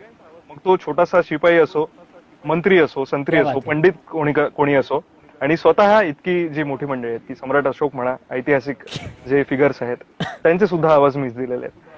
सो ही एक प्रोसेस छान आहे आणि त्यानंतर कम्प्लीट व्हेरिएशन एक्झॅक्टली त्यांच्या आवाजामध्ये कम्प्लीट व्हेरिएशन. ते खूप जास्त चॅलेंजिंग आणि राहतं. खूप जास्त चॅलेंजिंग अगदी अगदी कारण आपण स्वतः जेव्हा एका नंतर एक आवाज काढतो तर आपण खूप मोठी रिस्क रन करतो कारण लोकांना ती सिमिलॅरिटी लक्षात येते की अरे हा यांनीच काढलेला आवाज आहे का. तर त्याला मी हम्म. पूर्णपणे प्रयत्न केला की ते जे सगळे आवाज आहेत ते खूप म्हणजे निरखून कोणी ऐकलं किंवा त्या आवाजाचा तज्ज्ञ असेल तर तो समजू शकेल की तो मीच काढलेला आवाज आहे. पण जो लेमन ऑडियन्स आहे की जो फक्त एन्जॉय करतोय ते प्रोडक्ट, त्याला सहसा लक्षात नाही येणार की तो माझाच आवाज आहे. कारण रोज माझा आवाज ऐकणारे मित्र सुद्धा मला विचारायचे की अरे हाई तू काढलाय, अरे हाई तो आवाज तू काढलाय. तिथे मला वाटतं माझं सक्सेस आहे. येस, पण खूप चॅलेंजिंग असतं हे. जितकं हो, साधं अगदी, वाटतं अगदी. तितकं आणि असं सोपं महाभारत- नाही आहे मित्रांनो. नक्कीच चॅलेंजिंग नक्कीच. आहे. महाभारत पर्व जे आहे ते तर हा. तुम्हाला सांगेन की हिंदी आहे आणि मल्टिपल कॅरेक्टर्स आहेत ऑफकोर्स. म्हणजे Yes. ती नीड आम्हाला कळली होती की आवाजाचे व्हेरिएशन जर लोकांना मिळाले तर खूप चांगलं होईल. आणि एकच कॅरेक्टर, कारण माझे भरपूरसे आवाज एक्झॉस्ट झाले होते आणि आवाज इन्व्हेंट करावा लागतो आम्हाला, कारण खरं त्यांचा आवाज कोणी ऐकलेला होता. हे कसे असतील यांच्या पर्सनॅलिटीवरून. खूप इंटरेस्टिंग गोष्ट आहे. जसं पंडित एक आहे जो कट कारस्थान करतो आहे आणि तो एक पौरोहित्य करणारा किंवा असा एक व्यक्ती आहे, तर त्याचा एक आपण कनेक्टिंग एक असं घेऊ की थोडा नेझल आवाज आपण घेतो किंवा असं घेतो. म्हणजे कोणाला मी टार्गेट नाही करत आहे किंवा हे नाही करत आहे, पण ओके. हा येस, पण एक तो आपल्याला कनेक्टिंग आवाज आहे की भूर्भुवस्वतत्सवितुर्वरेण्यं भर्गो देवस्य धीमहि धियो यो न प्रचोदयात्. तर हा जो एक व्हॉइस आहे किंवा हा याला आपण म्हणतो की ही जी पट्टी आहे त्याच पट्टीत म्हणजे तो एक बोलेल किंवा एक कट कारस्थान करणारा अजून त्याला एक कॅरेक्टरिस्टिक आपण दिलं की wow Ashok you are here, are you doing.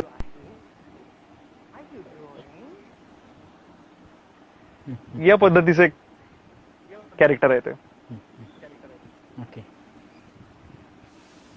ऐसा रहता है वो सब कुछ. जितकं वाटतंय तितकं खरंच सोपं नाही आहे हे. खूप कस लागतो या सगळ्या गोष्टींसाठी. आणि खऱ्या अर्थानं व्हॉइस आर्टिस्ट म्हणजे काय हे खूप जास्त जवळून मला आज अनुभवायला मिळालं आहे. इथे तेजस म्हणून आहे, त्यांनी आपल्याला एक प्रश्न विचारलेला आहे, तर give some tips to improve voice and voice range. Okay, nice nice. खूप मला वाटतं कोणीसाठी प्रश्न आहे, कारण आपण अशा जगात राहतो की कॉर्पोरेट असो किंवा व्हॉइस ऍक्टिंग जग असो, लोकांची इंटरॅक्शन होतं, आपली सोशल लाईफ असते, लोकांशिवाय कुठलंच फील्ड पूर्ण नाही होत. सो आपला आवाज छान असणं आणि त्या पद्धतीने आपण बोलणं ते तितकंच जास्त महत्वाचं असतं. सो सगळ्यात पहिले मला असं वाटतं की कुठल्याही व्हॉइस आर्टिस्टनी स्पेशली गाण्याचं एक इनिशियल शिक्षण घ्यावं, कारण त्यांनी खूप फायदा होतो की आपल्याला स्केल कळते, आपल्याला पट्टी कळते, पिच कळते, ऑक्टेव्स काय असतात कळतात. जर कोणाला कोणी रागात आहे, कोणाला ओरडून तो आपला राग व्यक्त करतो, तर तो त्या व्हिडिओमध्ये आपल्याला दिसेल की तो जो व्यक्ती आहे तो त्याला राग आलेला आहे. पण आवश्यक नाही की तोच राग आपण रेप्लिकेट करू शकू एका छानशा एसी स्टुडिओमध्ये बसून एका माईकच्या मागे. तर तो एक कॅच आहे की आपल्याला ते जमलं पाहिजे आणि तेव्हा त्याचा फक्त आपला आवाज ऐकता आला पाहिजे आणि तो रेप्लिकेट करता आला पाहिजे. सो आवाज आपला इम्प्रूव्ह करायला आपल्याला गाण्याचं शिक्षण सगळ्यात पहिले, खर्जाचा रियाज. हा.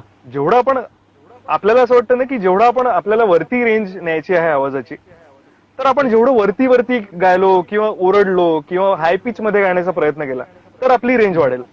हे बिलकुल हा चुकीचा समज आहे. खरं तर आपण जितके खाली जाऊ शकतो त्यावर अवलंबून आहे की आपली वरची रेंज किती वाढते. हे मी सांगू इच्छितो. आपण गाण्याचं शिक्षण मी तेच म्हणतो याच्यासाठी घ्या, कारण या सगळ्या गोष्टी आपले जे गायनाचे गुरु आहेत ते आपल्याला बरोबर सांगतात की खर्ज, की आपण सा लावतो, एक षड्ज लावतो, सा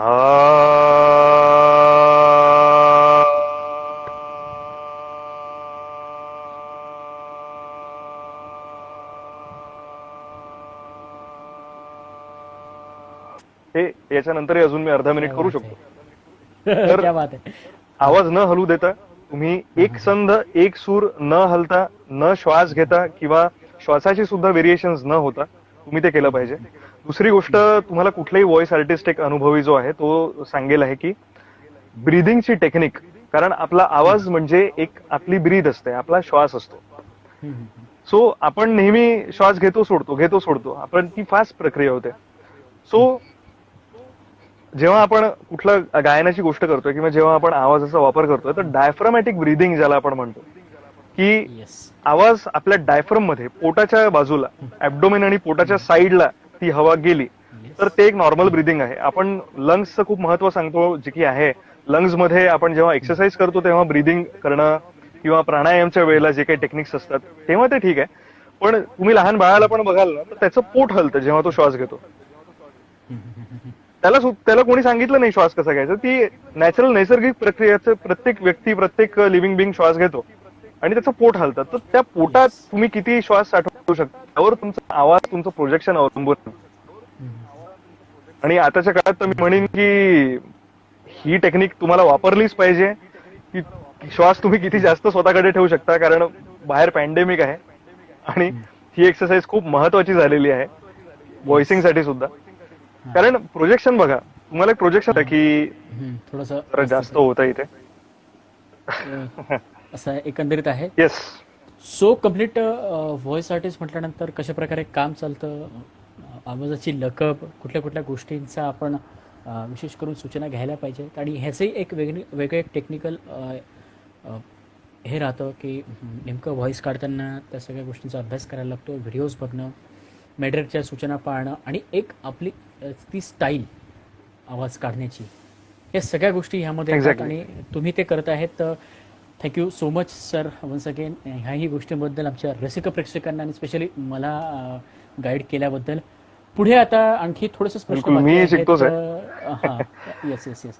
पुढे आता आणखी थोडेसेच प्रश्न बाकी आहेत तर मी तुम्हाला विचारू इच्छितो. बिलकुल बिलकुल अगदी. आता जरा जिव्हाळ्याचे आपले प्रश्न.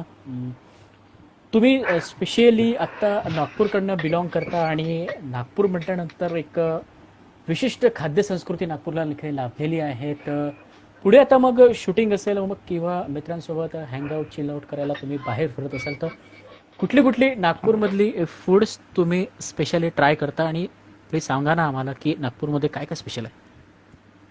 अरे बिलकुल बिलकुल एनी टाइम. सगळ्यात आधी सकाळपासून जर सुरुवात केली तुम्ही सकाळी सकाळी 5, 5:30, 6च्या आसपास तर्री पोहे खायचे. आणि कुठेही तुम्ही केशव पोहे विचारलं किंवा रामजी श्यामजी पोहे विचारलं तुम्हाला थेट तो तुम्हाला तर्री पोह्याचे तिथे घेऊन जाईल. आणि तर्री पोहे हा प्रकार कोणाला माहिती नसेल तर एक सावजी रस्सा असतो आमच्याकडला फेमस, ज्याच्या भाजी पण बनते, नॉनव्हेज भाजी खूप फेमस असते त्याची. तर तो तशा पद्धतीचा एक चण्याचा रस्सा ते बनवतात आणि पोह्यावर टाकून मस्त कांदा, लिंबू, मिरची, शेव, चिवडा आपापल्या पद्धतीने ते बनवतात. आणि हा एक स्पेशल नागपूरचा एक काय म्हणतात त्याला सिग्नेचर डिश आहे ही नागपूरची. म्हणजे कोणी जर नागपूरला आलं आणि ही डिश खाऊन जर नाही गेला तर त्याची नागपूरची व्हिजिट व्यर्थ गेली असं म्हणायला काहीच हरकत नाही. नंतर नागपूर ऑरेंजेस साठी खूप फेमस आहे. तर संत्र्याची खूप मोठी मोठी मार्केट्स, कॉटन मार्केट साईडला वगैरे आपण पाहू शकतो. त्यानंतर नागपूरच्या काय म्हणतात इतर स्पेशालिटी म्हणजे संत्रा बर्फी. संत्र्याचा विषय जर निघाला आहे तर कारण बरेचशी जण नागपूरमधून निघताना वगैरे हल्दीरामची संत्रा बर्फी किंवा कुठल्याही कंपनीची संत्रा बर्फी घेऊन नक्कीच जातात. कारण त्यांच्या फ्रँचायझीला त्या ठिकाणच्या ज्या फेमस आणि फेवरेट गोष्टी ज्या मिळतात त्यातली एक संत्रा बर्फी नागपूरची आहे, कारण ती बाहेर मिळत नाही. आणि खरं तर तर्री पोह्यांचं पण सांगायचं झालं तर मुंबईला मीच खूप शोधाशोध केली की तर्री पोहे कुठे मिळतात. कारण आणि खरंच नागपूरनी ते एक सिग्नेचर डिशचं एक मेंटेन करून ठेवलेलं आहे. आणि सावजी मटण, सावजी चिकन या ज्या डिशेस आहेत यात म्हणजे अनपॅरलड आहेत. आणि अगदी कोणाला तिखट खाण्याचा जो शौकीन असेल त्याच्यासाठी ही टेस्ट आहे असं मी म्हणेल. हा चॅलेंज आहे की सावजी रस्सा बिना पाणी पिता, काही गोड न खाता त्यांनी खाऊन दाखवावी आणि मग त्यांनी म्हणावं की मी तिखट मला खायला आवडतं. क्या बात है. सो एकंदरीत इतकी सगळी फूड्स नागपूरचे प्रसिद्ध आहेत. आणि चॅलेंजेस म्हटल्यानंतर शंतनू सर मी इथे म्हणेल की मैं आपको पर्टिक्युलर कोणालाही जो नॉन नागपुरियन आहे किंवा विदर्भाच्या बाहेरचा, स्पेशली विदर्भाच्या बाहेरचा त्याला म्हणू आपण की ये ले 100 रुपये और मुझे नागपुरी पोहा बिना पाणी पिके खा के दिखा. तर 1, 2, 3, 4 बाईट्स घेतल्यानंतर 6व्या बाईट्स मध्ये तो विचार करेल की मी नागपुरी पोहे खाऊ की ते 100 रुपये विसरू, तो डेफिनेटली 100 रुपये तो ते हारेल. कारण आपण Exactly, विदर्भाकडनं बिलॉंग प्रश्नच नाही. केल्यानंतर इथे विदर्भाकडनं बिलॉंग केल्यानंतर ते सावजीचं बटन असेल, तुम्ही नागपूरकडनं बिलॉंग करता, अरे तर्री पोहे असेल, ह्या तर्री पोह्यांपासून आपली सुरुवात होते राव. कुठे कार्यप्रसंग अगदी. म्हटल्यानंतर त्या तर्रीदेश भाज्या, ठेसा, अगदी. त्याच्याशिवाय नाही होत आपल्याकडे हे सगळ्या गोष्टी. वांग्याची भाजी, वांगे बटाट्याची भाजी, आणि हा कुठेतरी मग पुणे मुंबईचा आपला मित्र येणार आणि त्याला मग तो एक बाईट घेणार, हो इट्स टू स्पायसी असं करून हा. It's too much spicy. आणि हे सगळं करत Exactly. असतानाच त्याला नागपूरचा आधार म्हणजे कुठेतरी मग त्याला नागपूरची संत्रा बर्फी वगैरे दिल्यानंतर मग तो जसं आता तो कुठेतरी असं शांत होणार तो. आता बरं वाटतंय. पण पुढे कुठेतरी नागपुरी पोहा खाताना तो 10-15 वेळ आधी विचार करेल, हे नक्की. एक्झॅक्टली. सो अशा ह्या सगळ्या गोष्टी असतात. खूप धमाल तुम्ही करता शूटिंगच्या या सगळ्या माध्यमातून. कुठेतरी शूटिंग म्हटल्यानंतर वेळ काळ ह्या सगळ्या गोष्टी नसतात, रात्रंदिवस ह्या सगळ्या अगदी. गोष्टींची कामं तुम्हाला करायला लागतातच. आताही सुद्धा आपले शंतनू सरांचं डिवोशन म्हटलं तर आजच्या स्पेशल पाहुण्याला त्यांचा इंटरव्ह्यू देत असताना स्वतः ते घरी नसून स्टुडिओमध्येच आहेत. कुठेतरी दिवसभर ते काम करत होते, आता ते आपल्याला जॉईन झालेत आणि आता हे सगळं इंटरव्ह्यू संपल्यानंतर ते त्यांचं काम करतील. क्या बात आहे सर. ह्या सगळ्या गोष्टींसाठी खूप मोठं डिवोशन लागतं आणि थँक्यू सो मच तुम्ही आमच्याशी जॉईन झाल्याबद्दल. बट इथे most welcome. आलेली नाहीये सर. आता आम्हाला जाणून घ्यायचं आहे Okay, की शंतनू सर आमच्याला कुठल्या कुठल्या अशा अपकमिंग प्रोजेक्ट्स मधून आम्हाला भेटत राहतील, दिसत राहतील सर, अपकमिंग प्रोजेक्ट्स. बिलकुल. आता अपकमिंग इन द सेन्स आता जे ऑन गोईंग आहे, आपण महाभारताचे अजून 8 एपिसोड राहिलेले आहेत, तर त्या माध्यमातून आपण त्या 8 एपिसोड्स मधून मला भेटू शकता आणि माझा आवाज म्हणजे ऐकू शकता. महाभारत आस्तिक पर्व युट्यूबवर ग्लिम्सेस अॅनिमेशन, ग्लिम्सेस चॅनलवर तुम्ही युट्यूबवर पाहू शकता आणि इंस्टाग्रामवर ग्लिम्सेस अॅनिमेशन नावाने तुम्ही सर्च केलं तर रेग्युलर अपडेट्स मिळतात की कुठला एपिसोड येतात आहेत, म्हणजे कुठले एपिसोड येत आहेत आणि काय त्याचं एक सार आहे त्या एपिसोडचा.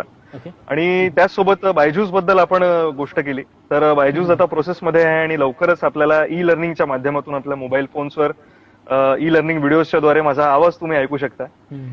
तिथे मराठी डबिंग केलेले आहेत आणि रिजनल लँग्वेज मध्ये तुम्ही जेव्हा ऐकाल, मराठी ऑप्शन सिलेक्ट कराल तेव्हा माझा आवाज तुम्ही ऐकाल. आणि त्यानंतर निस्तरण नावाची एक हिंदी फीचर फिल्म आहे, इंडी फिल्म ती आहे, त्या माध्यमातून तुम्ही मला निगेटिव्ह कॅरेक्टर मध्ये पाहाल. प्रथमच माझ्यावर दिग्दर्शकांनी अनुभव म्हणजे एक त्याच्या अनुभवानी आणि त्याच्या एक्सपिरियन्सनी एक माझ्यावर विश्वास ठेवला की मी एक निगेटिव्ह कॅरेक्टरला जस्टिस देऊ शकेल. आणि आय होप, कारण आमचं प्रिव्ह्यू एक शो झाला होता मुंबईमध्ये, त्यात जे मी रिस्पॉन्सेस ऐकलेत, बरीचशी इंडस्ट्रीची मंडळी तिकडे आली होती आणि त्या हिशोबाने त्यांनी रिसीव्ह केलं. डिस्ट्रीब्युटर्स होते आणि बरीच प्रेझेंटर्स होते. ज्या पद्धतीने त्यांनी प्रत्येक रोल रिसीव्ह केला, भलेही जे प्रोटॅगनिस्ट असो किंवा मेन रोल करणारे असो, आणि माझा जो रोल लक्षात राहिला लोकांना, खरंच म्हणजे एक वेगळा काय म्हणतात, एक सेल्फ अश्युरन्स देऊन गेला की बॉस नाही, ही पठाडी पण आपण बऱ्यापैकी सांभाळू शकतो. सो निस्तरण जेव्हा येईल, मोस्ट प्रोबेबली OTT प्लॅटफॉर्म्सवर तो येईल आता, कारण आमचा रिलीजचा जो प्लॅन होता तो ऑफकोर्स सगळ्या फिल्म्स प्रमाणे तो हॉल्ट झाला. तर हिंदी फिल्म मध्ये डेब्यू होईल असं म्हणायला काही हरकत नाही, क्या बात आहे. कारण बऱ्याच शॉर्ट फिल्म्स झाल्या. आता एक फुल फीचर लेंथ फिल्म मध्ये तुम्ही माझा रोल पाहाल. सो एकंदरीत महाभारत पर्व या प्रोजेक्ट्सवर काम सुरू आहेत. ते आम्ही एपिसोड Yes. बघतो, एन्जॉय करतो. खूप चांगले एपिसोड्स आम्हाला पाहायला मिळतात. छोट्या बच्चे कंपनीसाठी बायजूसचं ॲप आहे, त्यात तुम्ही रिजनल भाषा जर तुमची सिलेक्ट केली तर त्यामध्ये तुम्ही शंतनू सरांचा आवाज बघू शकतात. अँड अगेन खूप सारी नाटकं, थिएटर्स, ह्या सगळ्या गोष्टी, शॉर्ट फिल्म्स झाल्यानंतर कुठेतरी आज आमचे सर हिंदी चित्रपटांमधनं डेब्यू करत आहेत, तो म्हणजे निस्तरण चित्रपट. लॉकडाऊन नंतर हा चित्रपट आपल्याला पाहायला मिळणार. And we are eagerly waiting for your this project sir. आणि थँक्यू.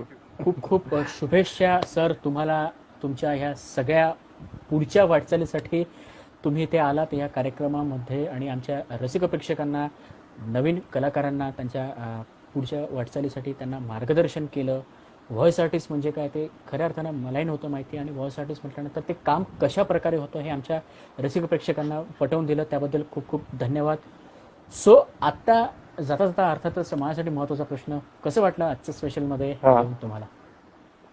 खूप छान. इवन मी आता तेच म्हणणार होतो की सगळी जी मंडळी आपल्याला ऐकते आहे, आपल्याला पाहतात आहेत, त्यांना मला सांगायला खूप आनंद होतोय की, आणि मला खूप छान वाटलं की प्रसाद, तुम्ही मला आपल्या कार्यक्रमाचा एक भाग केलात. आणि मी आशा करतो की यातून नक्कीच मी काहीतरी छान सकारात्मक पॉझिटिव्ह शेअर करू शकलो.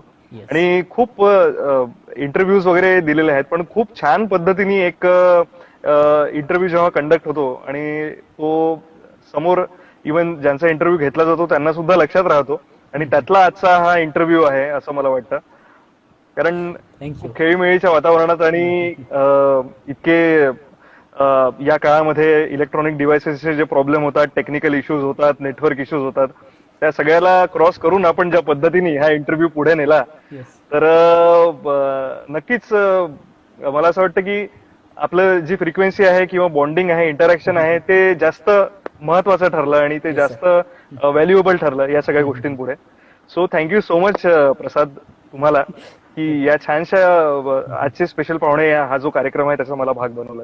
Yes sir, thank you so much sir. Once again तुम्ही सुद्धा व्यस्त कार्यक्रमातनं आम्हाला वेळ दिला आणि ह्या सगळ्या गोष्टी केल्यात. खरं तर सरांबद्दल सांगायचं झालं तर आज सर सकाळपासनं त्यांच्या ह्या कामांमध्ये व्यस्त होते. आपण बघू शकता बॅक साईडला सर अजूनही स्टुडिओमध्येच आहेत आणि कुठेतरी हा सगळा कार्यक्रम, हा इंटरव्ह्यू संपल्यानंतर फ्रेश वगैरे होऊन सर पुन्हा त्यांच्या कामाला लागेल. स्वतः सध्या सर स्वतःचं पाणी, डब्बा वगैरे सगळ्या गोष्टी कॅरी करून फिरतात. सर किती डिवोशन या सगळ्या गोष्टींसाठी. ऍक्टरला ह्या सगळ्या गोष्टी पाहिजे असतात आणि ह्या सगळ्या गोष्टी, ह्या सगळे मूर्तिमंत उदाहरण जेव्हा कुठेतरी सभोवताली आपल्याकडनं फिरतात, तर आमच्यासारखे आणि इंटरव्ह्यू बघणाऱ्यासारखे जे ऍक्टर लोक आहेत, फ्रेशर्स आहेत, त्यांना या सगळ्या गोष्टी कुठेतरी मोठे होतात आणि ह्या सगळ्या गोष्टी बारकाईने बघितल्या जातात सर एका ऍक्टरमध्ये. तो काय आहे तर ते ह्या. नक्कीच नक्कीच. Thank you so much sir once again या कार्यक्रमाचा भाग बनल्याबद्दल. Thank you so much. सर्व प्रेक्षकांना मार्गदर्शन केल्याबद्दल thank you. Thank you so much. Thank you. धन्यवाद. Bye guys. पुन्हा भेटूया नवीन कलाकृती, नवीन महंतांसोबत. तोपर्यंत काळजी घ्यायची आहे, घरातच थांबायचं आहे आणि तुम्हा सगळ्यांना जाता जाता पुन्हा एकदा गोकुळ अष्टमीच्या खूप खूप शुभेच्छा. धन्यवाद.